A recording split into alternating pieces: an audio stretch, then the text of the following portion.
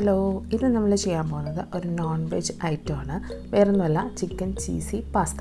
അപ്പോൾ അതെങ്ങനെ ഉണ്ടാക്കുന്നതെന്ന് നോക്കാം. ഞാനൊരു പാനിലേക്ക് ഒരു 2 കപ്പ് വെള്ളം ചേർത്ത് കൊടുത്തിട്ടുണ്ട്. അതിലേക്ക് കുറച്ച് സോൾട്ടും കുറച്ച് സൺഫ്ലവർ ഓയിലും ഒരു സ്പൂണോളം സൺഫ്ലവർ ഓയിലും ചേർത്ത് വെള്ളം നന്നായിട്ട് തിളപ്പിക്കാൻ വയ്ക്കുകയാണ്. തിളച്ച് കഴിയുമ്പോൾ അതിലേക്ക് ഒരു 2 കപ്പ് പാസ്ത ഞാൻ ഇട്ട് കൊടുക്കുകയാണ്.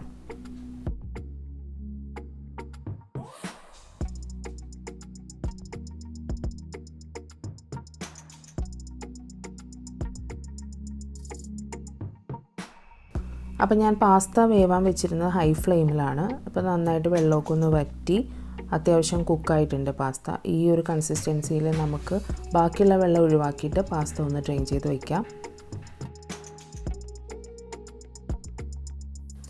അപ്പോഴത്തേക്കും നമുക്ക് മറ്റൊരു പാനിലേക്ക് കുറച്ച് ബട്ടർ ചേർത്ത് കൊടുക്കാം. ഞാനിവിടെ സോൾട്ടഡ് ബട്ടറാണ് ചേർത്തിരിക്കുന്നത്. അതോടൊപ്പം തന്നെ 1 ടേബിൾ സ്പൂണോളം വെളുത്തുള്ളി ചെറുതായിട്ട് കൊത്തിയരിഞ്ഞതും കൂടെ അതിലേക്ക് ഇടുന്നുണ്ട്.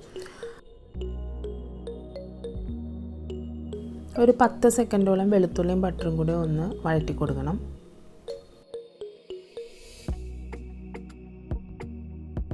ഇതിലേക്ക് ഞാൻ 1 സവാള ചെറിയ ക്യൂബിക് കഷ്ണങ്ങളാക്കി കട്ട് ചെയ്തത് ഇട്ട് കൊടുക്കുന്നുണ്ട്. ഈ സവാളയും ബട്ടറും വെളുത്തുള്ളിയും കൂടി ജസ്റ്റ് ഒരു 1 മിനിറ്റോളം ഒന്ന് വഴറ്റി കൊടുക്കുക.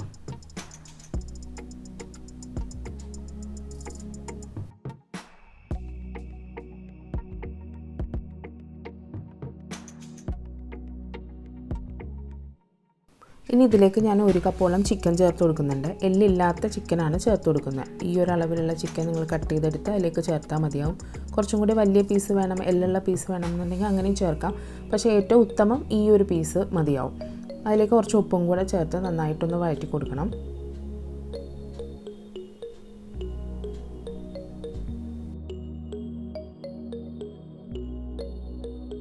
ശേഷം അടച്ച് വെച്ചിട്ട് നമുക്കൊന്ന് കുക്ക് ചെയ്തെടുക്കാം. അത്യാവശ്യം ബട്ടറൊക്കെ തെളിഞ്ഞ് ചിക്കൻ്റെ കളറൊക്കെ ഒന്ന് മാറിയിട്ടുണ്ട്. ബട്ടറും വെളുത്തുള്ളിയും സവാളയും ചിക്കനും കൂടെ ഒന്ന് കുക്കായിട്ടുണ്ട്.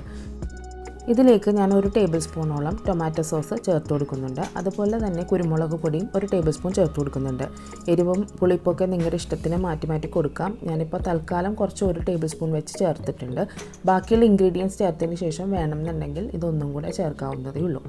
ഇത് നന്നായിട്ടൊന്ന് വഴറ്റിയെടുത്തതിന് ശേഷം ഞാൻ അതിലേക്ക് 1 ടീസ്പൂണോളം കാശ്മീരി മുളക് പൊടിയും കൂടെ ചേർത്ത് കൊടുക്കുന്നുണ്ട്. ഒരു ചെറിയ എരിവിന് വേണ്ടിയിട്ടാണ് ചേർത്ത് കൊടുക്കുന്നത് കേട്ടോ. വീണ്ടും നമ്മൾ ഹൈ ഫ്ലെയിമിൽ തന്നെ നന്നായിട്ടൊന്ന് മിക്സ് ചെയ്ത് കൊടുക്കണം.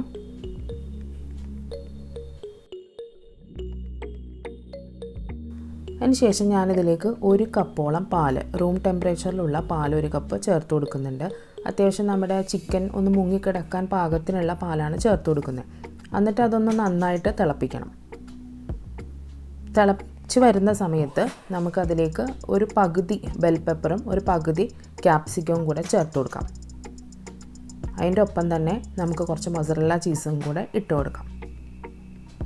ചീസും കൂടെ ഇട്ട് കഴിയുമ്പോഴാണ് നമ്മുടെ ഈ ഗ്രേവി നല്ല തിക്കായി നല്ല ജ്യൂസി ആയിട്ട് വരുള്ളൂ. അപ്പോൾ ചീസും കൂടി ഇട്ട് നന്നായിട്ട് യോജിപ്പിച്ചതിന് ശേഷം നമ്മൾ നേരത്തെ ബോയിൽ ചെയ്ത് വെച്ചിരിക്കുന്ന നമ്മുടെ പാസ്തയും കൂടി ചേർത്ത് എല്ലാം ഒന്ന് മിക്സ് ചെയ്യാം. വളരെ പെട്ടെന്ന് ഉണ്ടാക്കിയെടുക്കാൻ പറ്റുന്ന ഒരു ചിക്കൻ ചീസി പാസ്ത വിഭവമാണിത്. ഇതെന്തായാലും എല്ലാവരും വീട്ടിൽ ട്രൈ ചെയ്ത് നോക്കുക. നിങ്ങൾക്ക് ഈവനിങ് ആയിട്ടോ ഡിന്നറായിട്ടോ ഒക്കെ എടുക്കാൻ പറ്റുന്ന ഒരു ഐറ്റമാണ്. അപ്പോൾ എല്ലാവരും ട്രൈ ചെയ്ത് നോക്കിയിട്ട് കമൻറ്റ്സ് പറയുക. അതുമാത്രമല്ല, pre kitchen home made cooking channel ആദ്യമായിട്ട് കാണുന്നവരാണെങ്കിൽ എന്തായാലും നിങ്ങൾ സബ്സ്ക്രൈബ് ചെയ്യാനും ലൈക്ക് ചെയ്യാനും ഷെയർ ചെയ്യാനൊന്നും മറക്കരുത്. ഇതിലേക്ക് ഞാൻ കുറച്ചുകൂടെ കുരുമുളക് പൊടിയും മൊസറല്ല ചീസും അതുപോലെ തന്നെ ടൊമാറ്റോ സോസും കൂടെ ചേർത്തിട്ടുണ്ട്. ഒരു ഗ്രേവി കൺസിസ്റ്റൻസി നിങ്ങൾക്ക് വേണമെന്നുണ്ടെങ്കിൽ കുറച്ചും കൂടെ പാല് ചേർത്തൊരു ഗ്രേവി പോലെ ആക്കാം. അല്ല, ഇങ്ങനെ തന്നെ കഴിക്കാനാണെങ്കിൽ ഏറ്റവും ടേസ്റ്റ് ഇങ്ങനെ തന്നെയാണ്. അപ്പോൾ അതങ്ങനെ തന്നെ ട്രൈ ചെയ്ത് നോക്കുക. ഇതെല്ലാം ഒന്നും കൂടെ ചേർത്തിട്ട് ഞാനൊരു 30 സെക്കൻഡോളം ജസ്റ്റ് ഒന്ന് അടച്ച് വെച്ചതൊന്ന് ആവി കയറ്റിയെടുക്കുകയാണ്.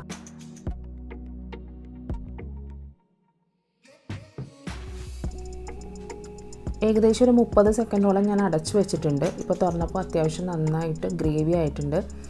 ഈ ഒരു കൺസിസ്റ്റൻസി മതി നമുക്ക് കഴിക്കാനായിട്ട്. നല്ല ടേസ്റ്റാണ്. എന്തായാലും എല്ലാവരും ട്രൈ ചെയ്ത് നോക്കണം.